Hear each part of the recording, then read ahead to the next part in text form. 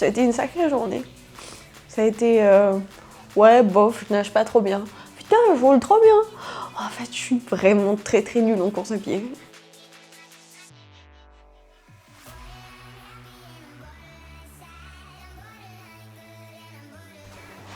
Coucou. Hop là. Bonjour tout le monde. Je suis là pour vous raconter mon expérience sur l'Ironman d'Émilie-Romagnat qui s'est passé du coup il y a 2 semaines, le 20 septembre 2025.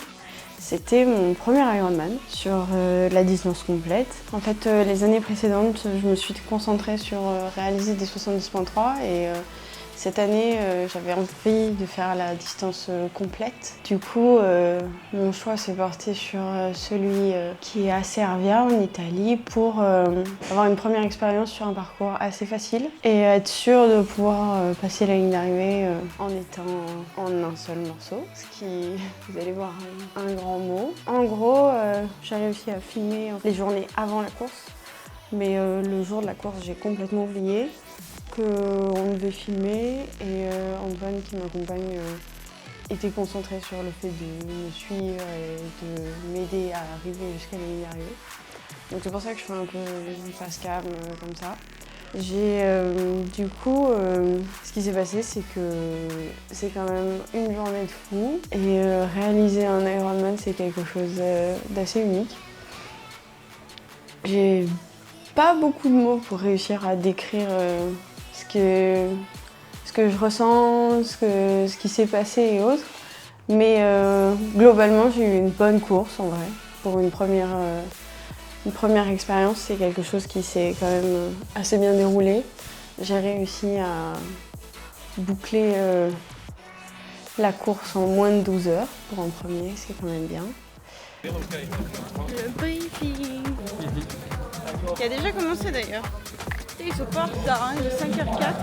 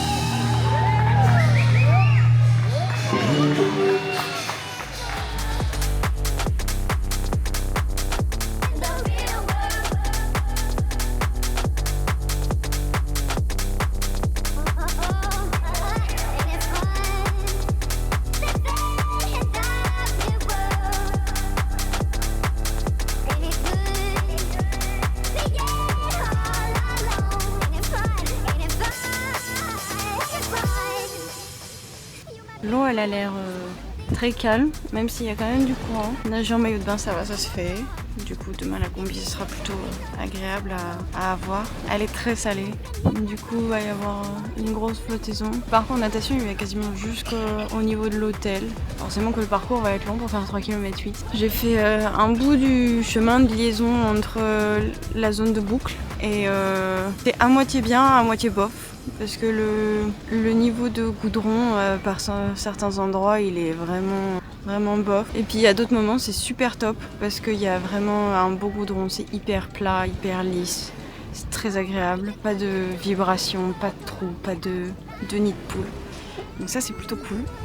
J'espère que sur la grosse route, parce que j'ai fait que un bout de la liaison et je me suis arrêtée, j'ai fait demi-tour parce que les Italiens sont assez dangereux sur la route. Ils te frôlent, genre ils n'ont pas le temps d'attendre pour ralentir un petit peu et laisser une voiture passer. Ils te frôlent et si t'es sur la trajectoire, bah tant pis pour toi. Donc j'avoue que j'ai un peu pris peur et je suis contente que demain ce soit fermé à la circulation. Puis après le parcours à pied il a l'air cool dans le centre-ville, découvrir vraiment le bord de mer et le centre historique un peu. Ça a l'air bien. Voilà, il n'y a plus qu'à.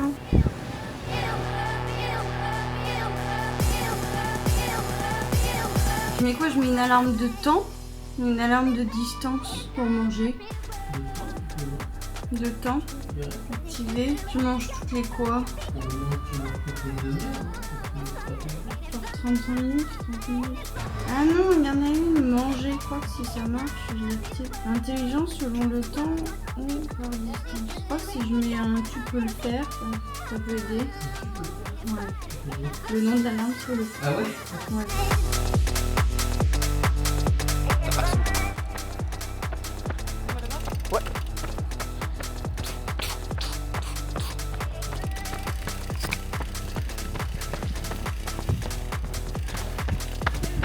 Ah oui, le blond là, qui était grave chaud dernièrement là. Il s'est blessé malheureusement. Ah merde. Il arrêtait pas de faire deuxième tout le temps. Oh. Ah, ça fait du bien. Oh, tir au pigeon. Bah Il est toujours. Il veut pas s'éteindre. C'est normal, tu filmes. A tout de suite. Je vais vous montrer les sacs. Hello. Bon.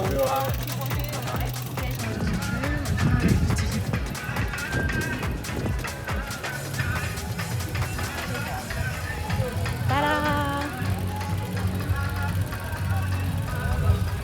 Il est long le parc. On va beaucoup courir. Beaucoup courir.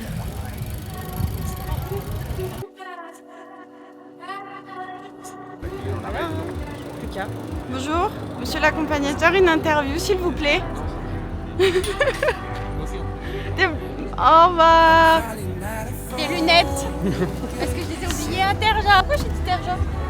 Je sais pas. crois T'es que- en régression de ouf là. Oui. Tu es trop bas, non? Non. Ça va? Sur ma tête? Du coup, ma course à pied, elle va là. Je fais là. C'est pas ça? Ouais.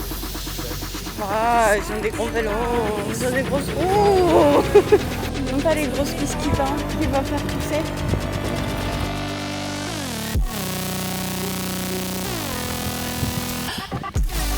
Donc la journée en revue, ce qui s'est passé c'est que le réveil était à 5h du matin pour réaliser un départ aux alentours de 7h30 officiellement. Donc réveil à 5h du matin, direction petit déjeuner, me mettre les derniers préparatifs et tout ça, faire mes nattes, faire mes bidons, garder un maximum d'énergie en m'habillant correctement ou autre, rester calme, éviter de succomber à l'émotion, ce qui est très souvent mon cas, parce que j'étais très stressée, vraiment, et ça a été une journée pleine d'émotions.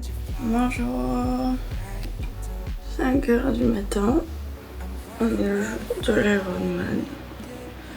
J'ai mis du long pour pas avoir froid, parce qu'il fait pas très chaud. Ce soir, j'ai absolument préparé tout ce qu'il fallait. On va aller au petit déjeuner, puis on va survivre à cette journée. Donc direction le petit-déj, j'ai réussi à manger correctement. Donc ça c'est déjà une très bonne nouvelle parce que mine de rien c'est quand même une longue journée. Donc c'est important de manger de la vraie nourriture, ce qui n'est pas le cas sur la course. Donc c'est important d'avoir quelque chose dans le ventre pour pouvoir au moins prendre le départ et faire la partie natation avec quelque chose de solide dans le ventre. Et ensuite continuer à m'alimenter et à apporter de l'énergie pour pouvoir la dépenser tout au long de la course. Mais du coup, à partir de 6h, j'ai été direction le parc à vélo pour faire les derniers préparatifs du coup sur le site de course, qui est très important parce que comme on dépose le vélo la veille, c'est important de vérifier donc, la pression des pneus en fonction de la température du jour, des conditions climatiques. Il n'y avait pas de vent, la température était bonne, il y avait du soleil. pas trop de nuages, mais pas de grosse chaleur annoncée, donc ça c'est quand même assez cool. Et du coup j'ai fait la pression de mes pneus, j'ai mis en place mes bidons, mes chaussures sur mon vélo pour ne pas avoir à courir avec pendant la transition, parce que le parc c'est quand même une très longue transition, il y avait plus de 2000 athlètes. Donc il faut réussir à caser tout le monde entre la plage et les hôtels sur la petite route du bord de mer. Donc la transition était très longue. Ensuite, j'ai amené toute ma nourriture dans mon sac de transition pour la partie natation vélo et pour la partie vélo course à pied. Donc dans ces deux sacs, j'ai mis toute ma nutrition. Donc ça comportait des barres pour pouvoir mâcher quelque chose.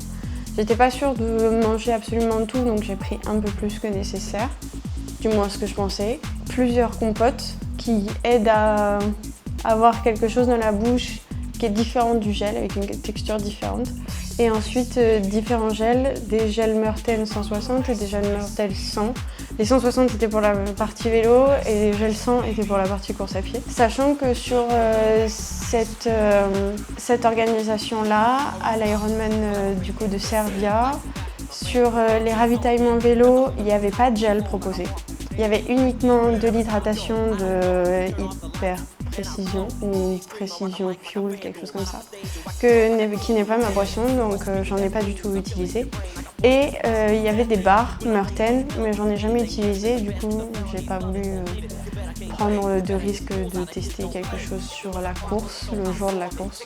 Puis déjà, se tester sur la distance Ironman est quelque chose, alors tester de la nutrition en plus, c'est beaucoup dangereux. En course à pied, là il y avait des gels, il y avait du coca aussi en supplémentaire. Donc du coup, entre 6h et 7h, j'ai fait toutes mes affaires, j'ai revu 4 fois pour être sûre que j'avais rien oublié, que tout était bon, que j'avais bien positionné toutes mes affaires, que tout était correct, que j'avais un point de repère aussi pour récupérer mon vélo, parce que dans un grand parc à vélo, c'est assez difficile de pouvoir récupérer son vélo.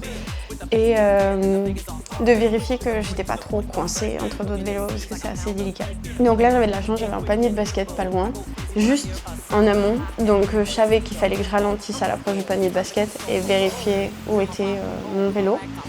Et au niveau des sacs aussi, c'est pareil, j'avais de la chance, j'avais un Oriflamme qui était pas loin, donc en fait je savais que j'étais dans le premier rack et qu'il fallait que je m'arrête tout de suite au niveau des bancs sur l'extérieur.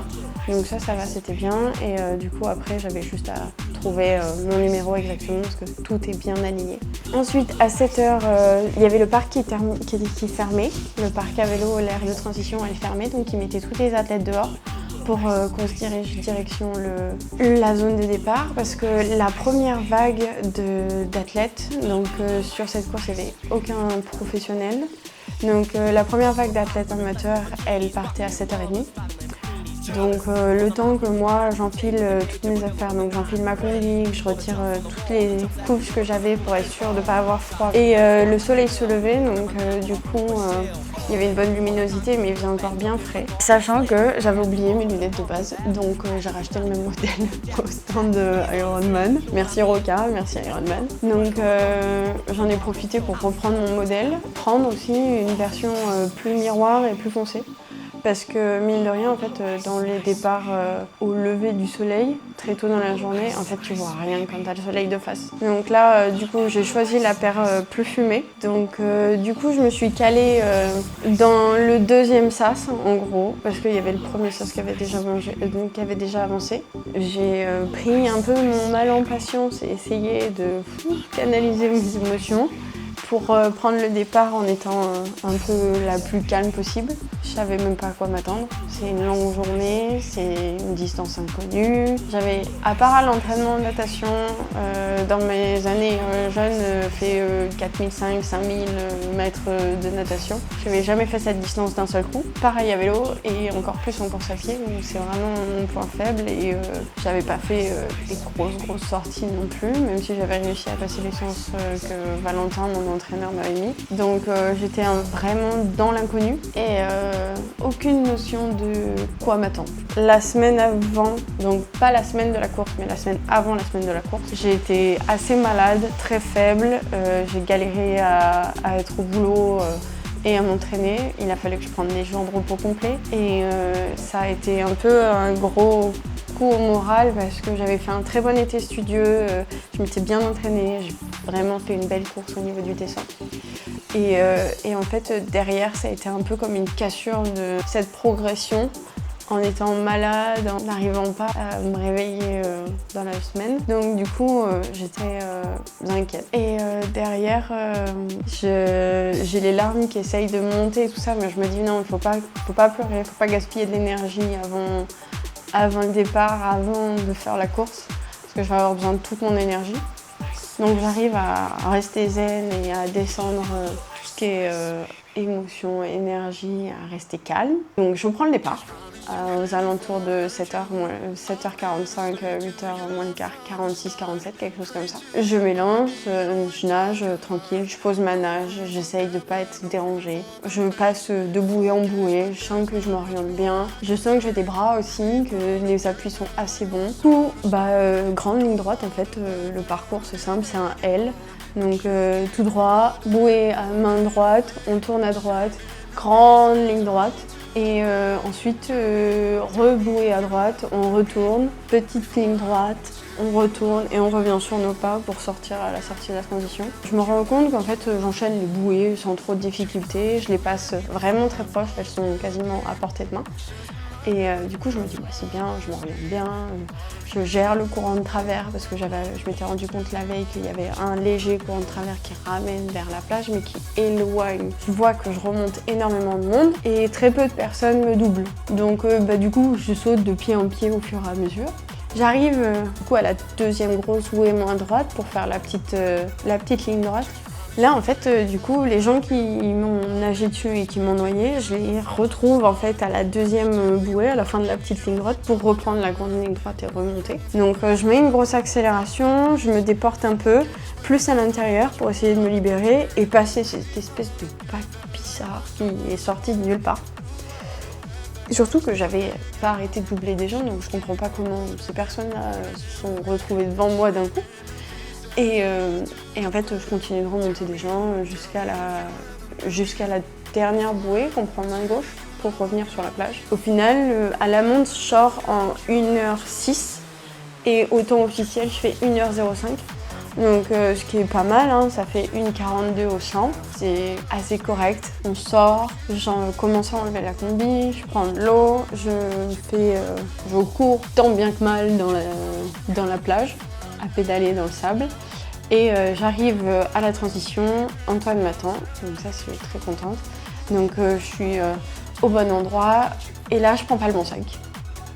Je prends le mauvais sac, je prends le sac de la transition vélo course à pied. Donc quand je l'ouvre, je vois que en fait il y a mon short de course à pied, il y a mes baskets de course à pied, ça va pas du tout. Je le referme, je le repose, je prends le bon. Et là je me concentre pour trouver mon gel.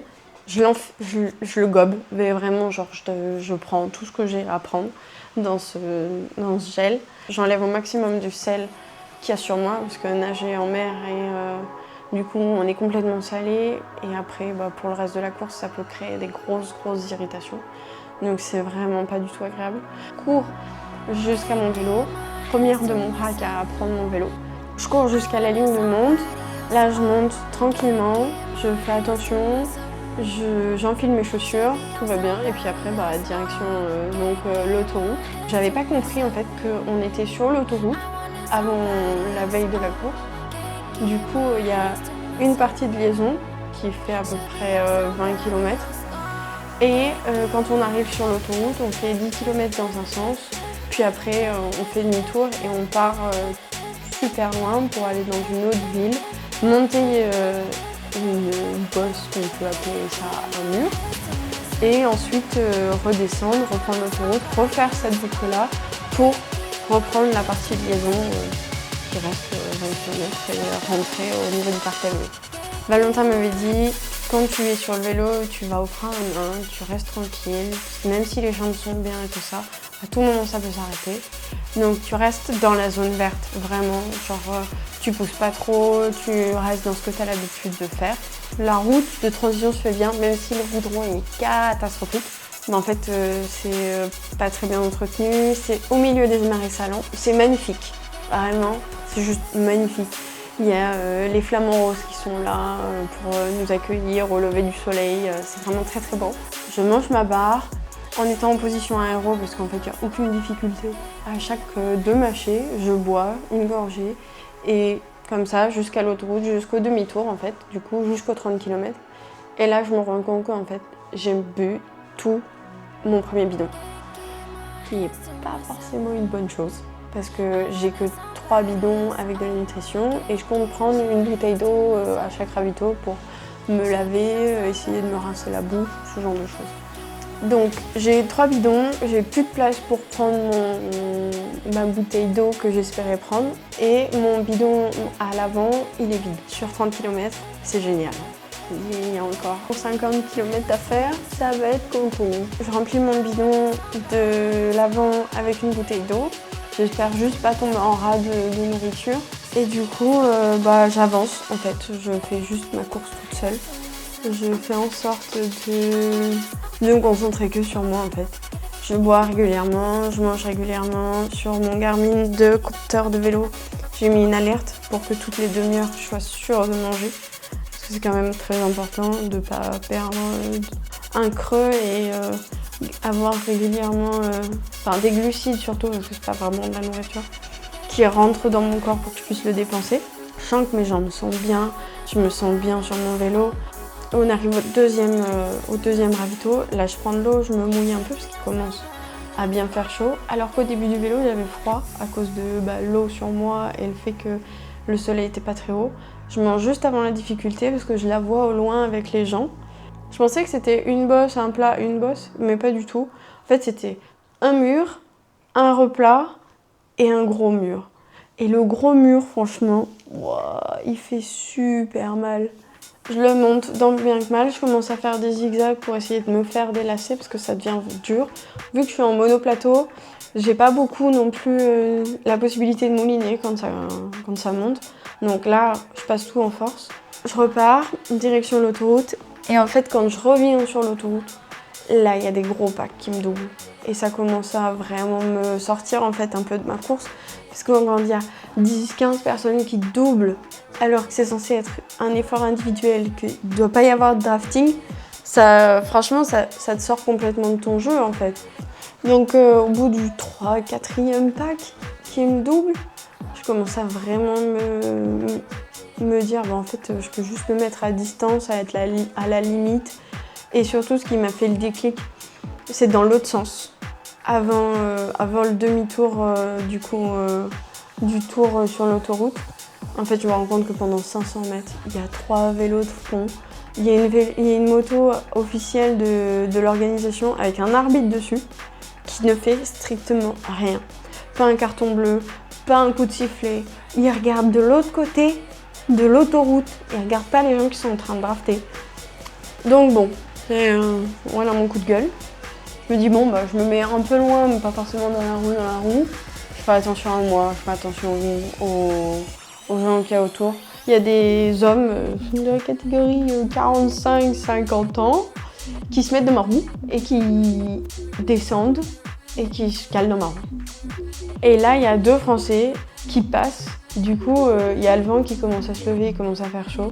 Je me dis, vas-y, en fait, je me mets dans leur roue jusqu'au retour de la ville. Parce que ça fait quand même 5h30 que je roule. Temps officiel, 5h23. En fait, je suis choquée. Je me dis que j'ai vraiment très bien roulé. J'avais des jambes de dingue, en vrai. J'étais dans un état vraiment bien. Je me sentais bien sur le vélo, je me sentais bien à chaque coup de pédale. Je sentais que je pouvais pousser, mais j'étais dans la retenue. Je me suis fait plaisir en roulant fort avec les garçons à la fin. Et puis, je me sens bien. Bon, par contre, j'avais pas assez de nutrition. Parce que je pensais pas manger autant. Et du coup, en fait, les gels, ils sont descendus vite, les pompotes, elles sont descendues vite. Donc je rentre dans le parc à vélo, je pose mon vélo, je retrouve mon emplacement vélo, qui est très important. Il n'y avait pas beaucoup de vélos dans le parc à vélo quand je pose le vélo, donc je suis assez fière de moi. Je cours jusqu'à la transition, je sens que les jambes sont quand même encore en mode vélo. Je prends mon sac, je me dis qu'il faut absolument que je me change en fait parce que je me sens pas bien dans ma trifonction. Je sens que j'ai chaud au moment où je rentre dans le parc, il est 14h et je me dis que je serais bien dans mon short dans lequel j'ai fait toute ma prépa et toutes mes sorties course à pied dans lequel j'étais bien. Les conseils de Valentin, c'était encore la même chose, partir tranquille, rester sur la réserve, ne pas partir trop vite. Sur le papier c'était bien, mais c'est pas du tout ce qui s'est passé. En fait, comment expliquer une descente aux enfers en fait? Ça a été très simple, je me suis sentie bien 7 km. Même si j'arrive à discuter avec Antoine qui reste avec moi, qui discute avec lui, et je me dis ouais, en vrai je me sens bien, j'ai fait un super vélo, je suis super contente de ça. Je sens que mes jambes, j'ai envie d'aller plus vite, mais j'arrive pas à respirer correctement. J'ai mal à cet endroit-là parce qu'en fait je me suis brûlée. Je l'ai senti pendant la natation, mais ça va pas du tout. Et j'ai tout le cou qui me brûle, pareil avec la combinaison, le sel, tout ça, frottement, super. Et au fur et à mesure, en fait, au fur et à mesure des pas, au fur et à mesure des foulées, je sens que mes pieds commencent à me faire mal. Je sens que je suis fatiguée, en fait. Et que le tour, il est vraiment long. J'ai envie de faire pipi. Je sens que bon, je suis pas dans un super état, je me sens... Même si les jambes, elles veulent aller vite, genre je gère pas, j'arrive pas à gérer mon allure à la sensation, mes sensations sont complètement biaisées. J'ai l'impression de courir vite, en fait je cours lentement, j'ai l'impression de courir lentement, en fait je cours vite. Quand je regarde la montre, mon cœur il fait un peu le yo-yo, ça va pas du tout. Demi-tour, direction la fin du parcours, et là on passe sur une partie pavée. Mais des pavés, mais c'est l'enfer. C'est en fait, il n'y a rien de stable, il n'y a rien qui aide à se sentir un peu mieux. En fait, ça frotte et tout ça. Je suis trempée, j'ai chaud, je suis sèche, j'ai froid. Il n'y a rien, il n'y a rien qui se déroule comme sur le plan. Puis, je commence à avoir mal au ventre. De kilomètre en kilomètre, ça va pas du tout. Et le troisième tour, c'est vraiment le pire. Je marche, mais je marche une quantité de fois. Et puis quand je marche, j'arrive même pas à marcher vite en fait. Et je me dis, mais en fait, je vais jamais arriver au bout de ce marathon. Ça va jamais le faire. C'est quoi ce bordel en fait? Et les émotions, elles montent tellement, j'ai tellement mal au ventre à des moments que ça m'arrête en fait. Je suis obligée de m'arrêter sur place, de me plier en deux parce que j'ai trop mal. Allez, bah mode survie, j'arrive pas à manger, j'arrive pas à boire. Le coca, ça va 5 minutes, en fait, ça me donne envie de rôter, ça marche pas. Et les larmes, elles montent, elles montent, elles montent, elles montent. J'arrive plus à lutter contre mes émotions, j'arrive plus à rien. Du coup, je m'arrête en pleurs. Antoine est là, il pose le vélo, fait un câlin, il me prend dans ses bras, il me dit « mais t'inquiète pas, tu vas le finir, tout va bien se passer ». Il me dit les mots qu'il faut, en fait. Je me dis « il faudrait vraiment que je recours ». Parce que sinon ça va pas le faire. J'ai tellement mal partout. Tu ressens chaque centimètre carré de ta peau, ton corps, tes muscles, rien qui va. Tu dis bah allez vas-y, hein, on va recourir. Hein. Du coup on arrive au pont juste avant d'arriver sur les pavés, la zone horrible. Et là je me dis je vais courir sur le trottoir. Le trottoir, il n'y a pas de pavé. Et là je sens qu'en fait j'arrive à courir. J'arrive pas à courir vite, mais ça court. Et je regarde 5 mètres devant, même pas, 3 mètres devant. Je me dis, tu vas à cet endroit-là, tu vas à ce point-là, tu vas à ce pointillé-là. Et je regarde en fait vraiment pas loin et je me fais des micro-étapes. J'ai abandonné toutes mes gourdes, toute ma nutrition, parce qu'en fait j'ai rien qui mange, que j'arrive à manger. Je prends juste un verre d'eau de temps en temps, un ravito quand j'y arrive, mais je m'arrête pas. Tu te dis, bon bah allez, hein, un pas après l'autre, on y va. Parce que ça fait 15 bornes que tu te dis que t'es une grosse merde. Non, c'est pas ça le bon mood qu'il faut pour aller passer cette ligne d'arrivée. Je veux finir ce premier Ironman. Du coup, un pas après l'autre, on y va, 5 mètres, le ravito d'après et la ligne droite d'après. Et en fait, tu commences à voir, tu remontes des gens, les gens justement qui n'y arrivent plus et qui sont en train de marcher. Et là, je me dis en fait, ce monsieur, avec sa combi bleue et jaune, là, il faut que je le batte. Il a passé 50 bornes dans ma roue, donc il faut que je le batte. Du coup, mon objectif, c'est que je le regarde de temps en temps et je continue à regarder devant moi. Je continue à faire un pas après l'autre. Et là, j'arrive à la pancarte des 40e kilomètres Et là, je me dis, mais c'est bon, j'ai réussi.